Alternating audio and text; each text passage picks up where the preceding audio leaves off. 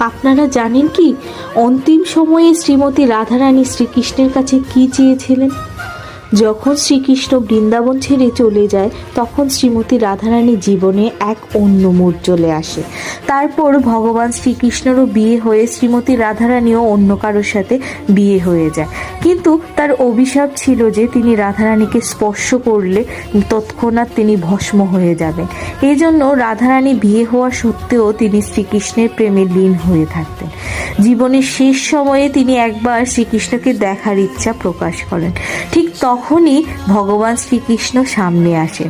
ভগবান শ্রীকৃষ্ণ এটা জানতেন যে শ্রীমতী রাধারানী পৃথিবীর ত্যাগ করার সিদ্ধান্ত নিয়েছেন। তখন শ্রীকৃষ্ণ রাধারানীকে জিজ্ঞাসা করেন যে তোমার শেষ ইচ্ছা কি? তখন রাধারানী শ্রীকৃষ্ণের কাছে আবদার করেন যে তিনি শেষবারের মতো শ্রীকৃষ্ণকে বাঁশি বাজানোরত অবস্থায় দেখতে চান। তারপর